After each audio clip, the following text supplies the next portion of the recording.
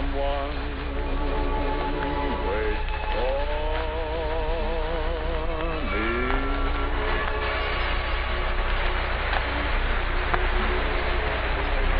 Here's the Ken Carpenter welcoming you to the Bing Crosby Show for Chesterfield. Produced, transcribed in Hollywood with John Scott Trotter and Clarksburg, Judd Collins of the Bears and Bing's guests, Rosemary and Louis Armstrong. And now, ladies and gentlemen, we'll bring you the Carrie Nation of the radio, Bing Crosby. Carrie Nation. Carrie Nation. Well, thank you. Thank you, Mr. Carpenter. Would you mind holding my hatchet? I'll do that. Now, Carrie, don't tell me you've been going around to saloons again chopping up television sets. I sure have, and I wish all the good folks listening would shut off their televisions and flip their radios on. Yeah, still trying to get the folks to see the light, huh, Carrie? Mm-hmm. And they can flip their lights on, too. That's right, folks. Turn on the lights. Get acquainted with the folks who are sitting around your living room. Yeah, everybody shake hands now. Yell out your names and get acquainted. Might be somebody sitting next to you who's wanted by the FBI. You get a big reward. Turn up the lights. Your company. You're really in a merry mood this evening.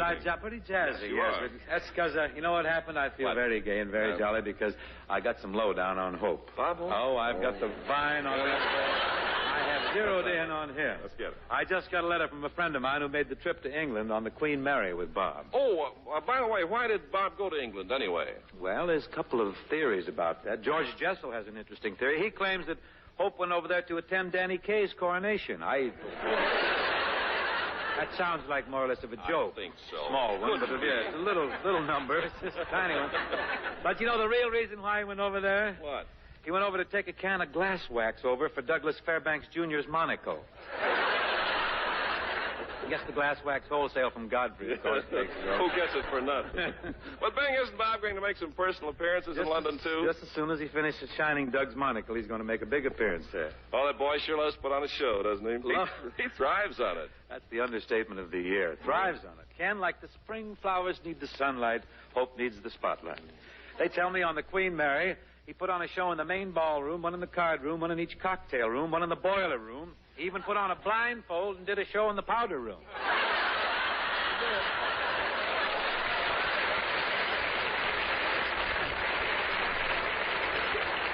Well, I'll say one thing for Bob. He fits in anywhere. You're so right. I understand the first day he got to England, he made a very bold move. What did he do? But he's always on the alert, on the qui-vive. He applied to the Labor government for a free girdle. You mean to say the Labor government gives free girdles? Yes, they do, but what goes in them, you got to get for yourself. Well, that's the trouble with those utopian schemes. The human element slips in. Never practical, no. You know, Bing, I wouldn't be surprised if Bob were knighted over there. Oh, get out. Oh, it Knighted? might be, yes. Wouldn't it be wonderful if he received the Order of the Garter? Certainly, you could pin it on the girdle. I want to tell you one thing, Ken. If he ever receives the garter, it'll be tossed at him in a burlesque show or something for whistling and applause over and above the line of duty. Stout fellow. Thank you. Carry on. Well, you know how enthusiastic Bob is. Yes, who knows better than I. But, Ken, let's drop Roving Rob and get on to the opening number, which deals with another of the roving kinds. That old, salty old sea chanty that is currently intriguing the folks. Quite a hit. John Scott, avast.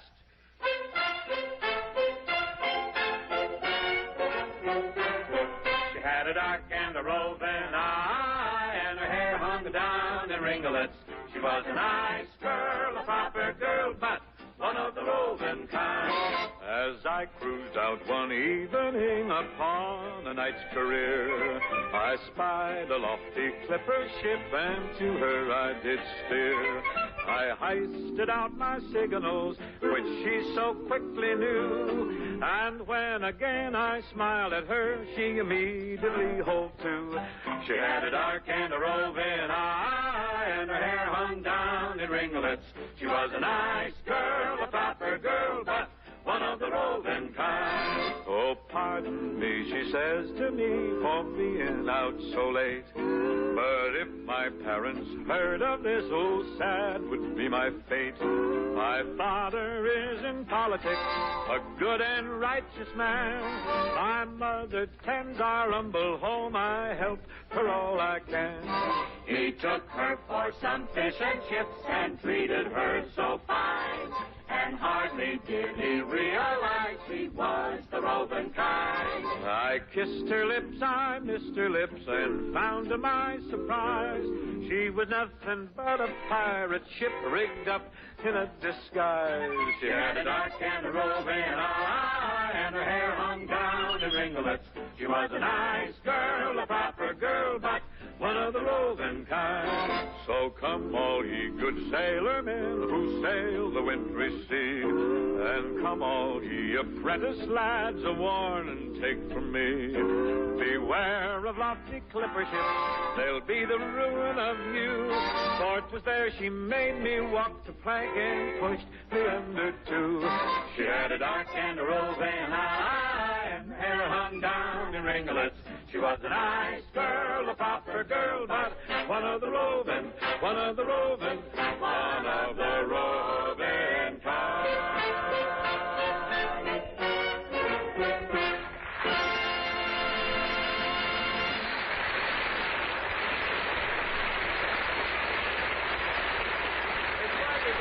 Nice to have you aboard, kid. Nice to have you aboard. It's been Ducky. You like the thanks, Ken. What's next on the docket? I guess this is the season's biggest ballad. I can't let spring turn into summer without giving it one more belt. If they made me a king, I'd be but a slave to you. If I had everything, I'd still be a slave to you. If I rule the night, stars and moon so bright, still I'd turn for light to you.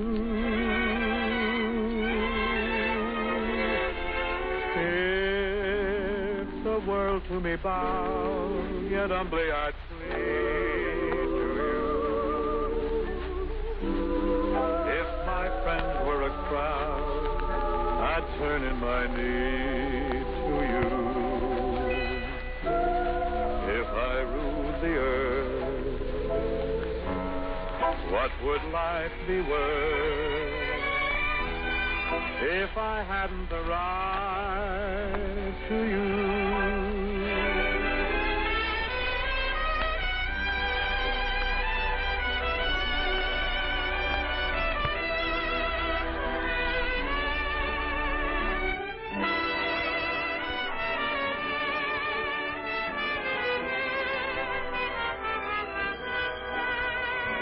If I rule the earth, what would life be worth if I hadn't the right to you?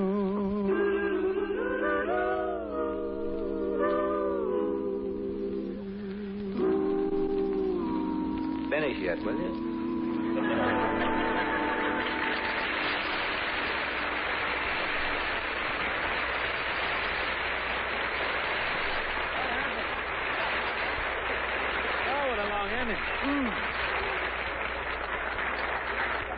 That's the longest ending in history, wasn't it?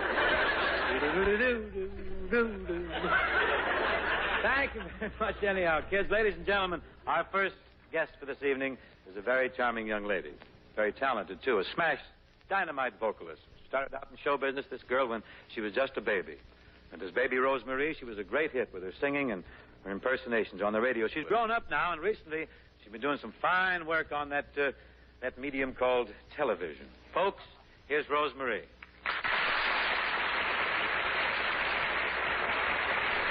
Thank you, Bing. Rosemarie, I want to bid you a warm welcome to the Chesterfield program. Of course, this isn't television. I know. But what is? I hope you'll be happy here, though. Oh, It's fine, I'm sure I will, Bing.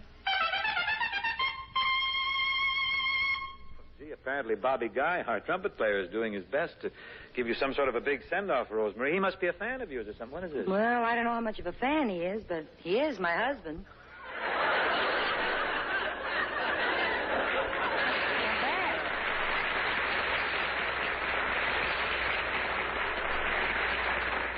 See what happens? I gave him a solo in If, and it went to his head. He wants to play all four. It's nice to have a cornet player in the family. I wouldn't be without one. Have a guy can blast a hot chorus for you once in a while. You know something, Rosemary? It seems like only yesterday to me that you were just a baby working in show business. Hard for me to believe that you've grown up. Well, kids grow up. I know. I got them growing up all around me. You must have started pretty early, huh? That's right, Bing. I started singing professionally when I was 3 years old. Think of that. And I retired when I was 5 years old. Oh, those were the days. You could put something away then, couldn't you? Wasn't only that thing, you know, I did have to go to school. Oh, of course, that's right. Gosh, imagine being in show business and a big hit, then you retire into the first grade. Why, you know, I could read variety before I even learned my ABCs. Really? When I was 14, I went back into show business. Huh? And I retired again when I was 18. Why did you retire then?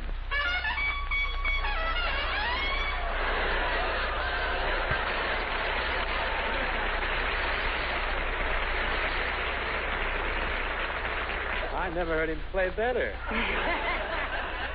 Imagine starting out to work when you're only 3 years old. That's fantastic. When did you start to work, Bing? Well, there's those who claim I haven't started yet.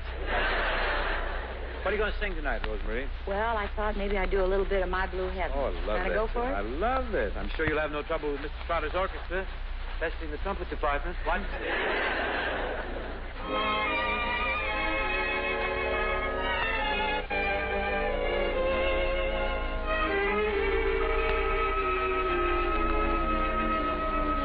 When whippoorwills call and evening is nigh, I hurry to my blue heaven. Turn to the right, there's a little white light, will lead you to my blue heaven. You'll see a smiling face, a fireplace, a cozy room, a little nest that's nestled right where the roses bloom. Just Molly and me, and the baby makes three. We are so happy in our blue heaven. Well, all the whippoorwills call, and the evening is nigh. I try to hurry to my blue heaven. You make a turn to the right, and there's a little white light. It's gonna lead you to my blue heaven.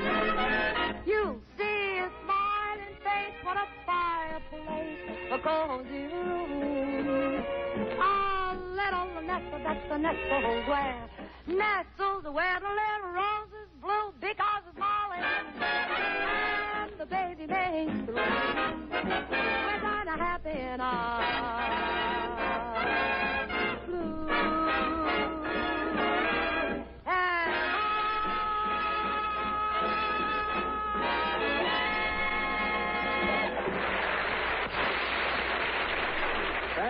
Thank you, Rosemary. See, that was great. That really come on. Fine.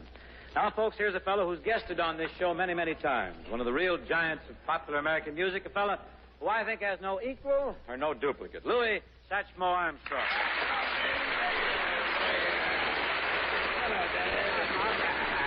How's things at the Tiffany Club? Oh, got it moving, walking? Jumping. Look, what are you going to do for us tonight, Lou? Well, I really don't know. I haven't given it thought much yet. You haven't given much thought. Well, we don't want to crowd you, but you're going to think of something, ain't you? Well, I see some pretty clever cats there in the Let's band see who we back got there. back there, yes. Well, we're bound to stumble on something, you know, if I get with them there. This is certainly the program for it, Lou. And this is the place, all right. Well, you get those cats stumbling around on something, and I'll just sort of back away. Okay, Daddy. You ready? Yes. Brother Trotter? Are you ready to start it? What are you going to play? I'll get over here with the cats, eh? Sunny side on the street. Sunny side of the street is over yonder. Ready, Lou? Tap it on the rock, Daddy.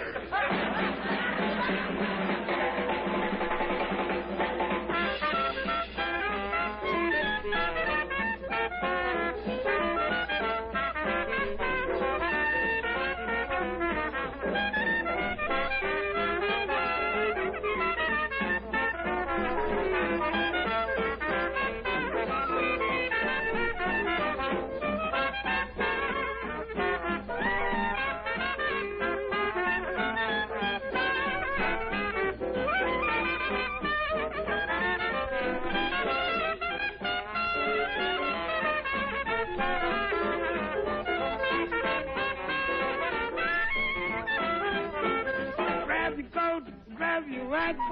Leave me worries on the doorstep, baby. Just direct your feet on sunny side of the street.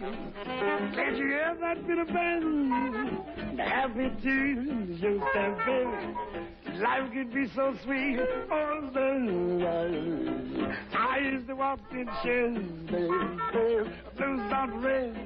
Now, mama, I'm not the man. Papa, not this better today. I never ever said I'll be with you. Get your planet, Matty, Matt, knock and beat up your Chelsea.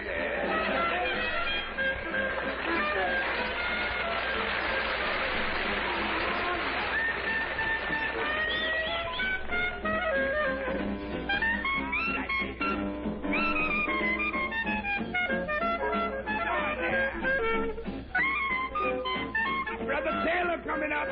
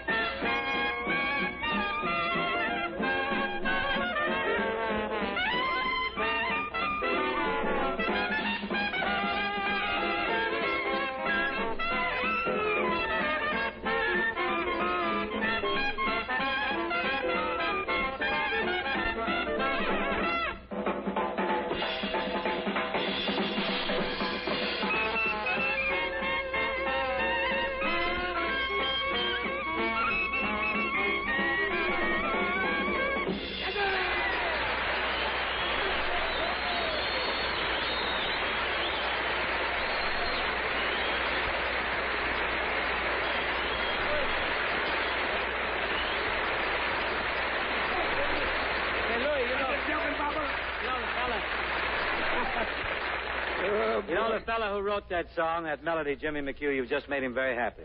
Jimmy McHugh? Yeah, I don't know about the guy who wrote the words. He's That's my man. But the melody writer's going to love you. And folks, the clever cats that Louis mentioned in there with him supporting him were Matty Matlock on the clarinet, and Johnny Sayre on the drums, Phil Stevens on the bass, Perry Bodkin on the guitar, Mel Hankey piano, Bill Taylor on the trombone, and Jack Cheney on the tenor. Say, Louis. Yeah, Papa. You know Nick Kenny? Of course you do. You know Nick, the bard of the New York Mirror, the poet laureate of Rockingham Park. He's written a new song, he and his brother Charles. It's called a thing called Gone Fishing. Well, I hope it's catfish. Don't mention any kind of fish you want. It's not specific, just any old kind of fish. But my point is, Thatch, that this is sort of a lazy, drowsy, easy-going song about a fellow who hates work. All he wants to do is go fishing. Well, is this song dedicated to you, Daddy? No, I think Nick had you in mind when he wrote it. Well, I don't object to going fishing as long as I don't have to walk uphill. That's all that's out of it. There you go. I told you this song was about you. Well, I ain't lazy. I'm just blessed with a lack of ambition, that's all. What do you mean you ain't lazy? Why is it then that every time I stop by your ranch, I can never find you? Oh, that isn't a ranch, Daddy? No? No, I just raised a few fryers on the thing, that's all.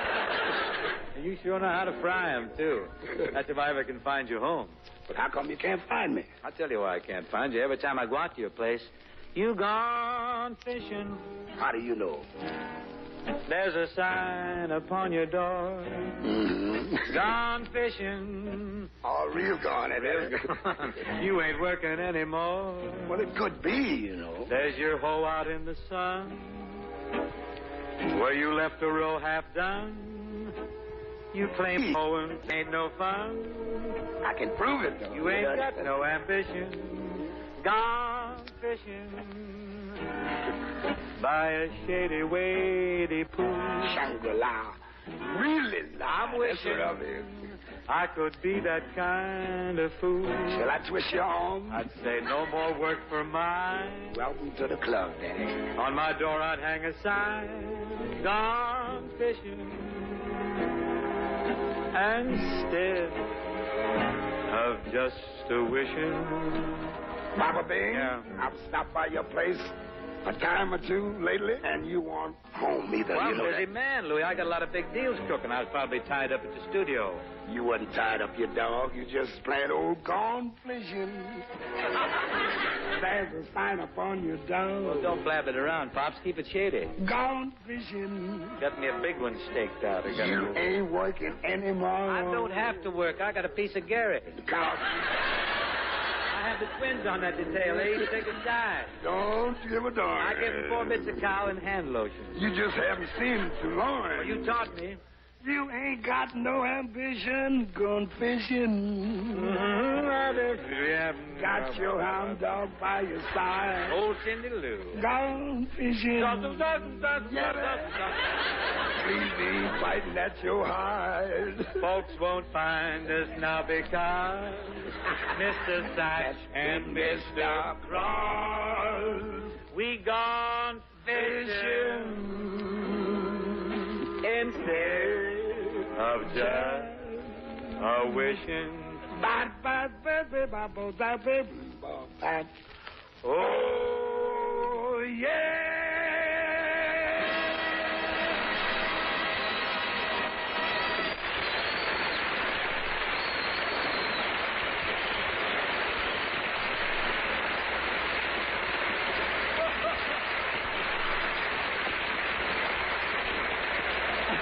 Thank you, Lou. He's a mighty man, ain't he? Man. Murderistic man, am I mistaken? That's a man murdered. Ladies and gentlemen, here is an old barrack ballad, which is respectfully dedicated to General Douglas MacArthur.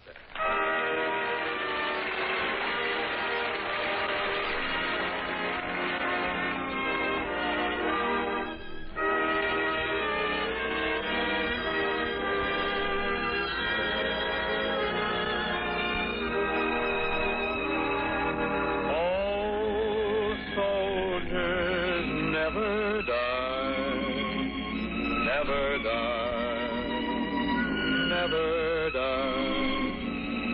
Oh, soldiers never die. They simply fade away.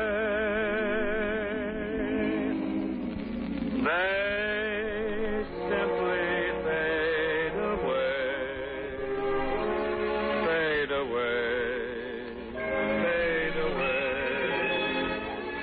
They simply fade away upon a summer's day. This rain will never stop, never stop, never stop. This rain will never stop. No, oh no, no, no. Oh, soldiers never die, never die, never die.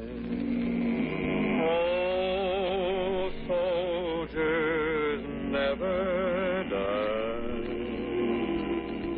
They simply fade away.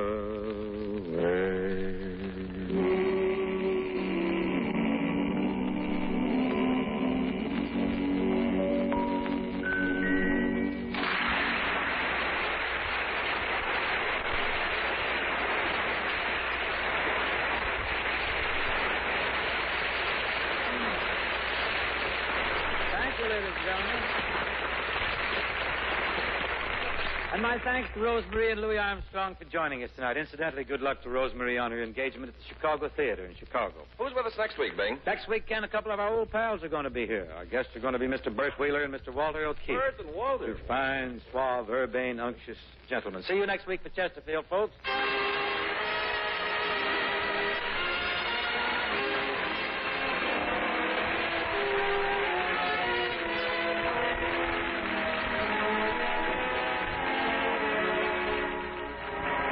The Bing Crosby Show, presented by Chesterfield, was produced and transcribed in Hollywood by Bill Morrow and Murdo McKenzie. Tune in next week and hear Bing and his guests, Bert Wheeler and Walter O'Keefe.